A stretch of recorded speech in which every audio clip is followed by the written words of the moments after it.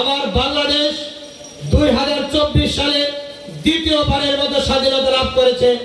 আল্লাহ সুবহানাহু ওয়া তাআলা সেই আত্মাগুলিকে শহীদের মর্যাদা হিসেবে কবুল করুক, সকলে বলে আমিন।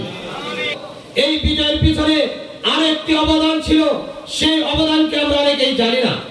মুহতারাম হাজিরিন, যদিও সময় স্বল্প, সংক্ষিপ্ত আকারে আপনাদের সামনে উপস্থাপন করতে বাধ্য হচ্ছে।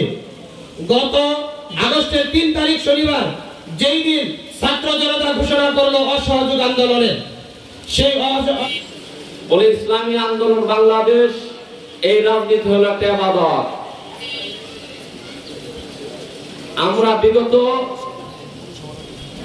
যে সরকারগুলো এই বাংলাদেশে শাসন করেছে, আমরা জাতীয় পার্টির শাসন দেখেছি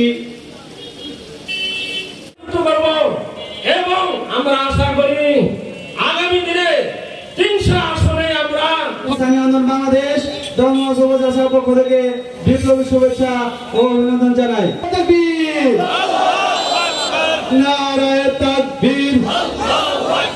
ইসলামী আন্দোলন বাংলাদেশ জিন্দাবাদ জিন্দাবাদ। নেতা নাই, নীতি চাই, এই মুহূর্তে দরকার ইসলামী সরকার।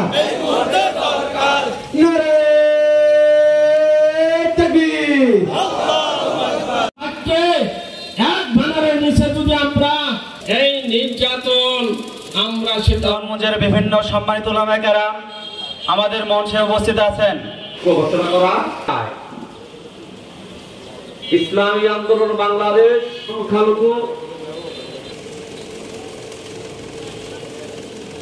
মানুষকে এই ইসলামের ছায়াতলে আশা লং মার্চ করবে, কিন্তু আমরা কি দেখেছি, যেই সময়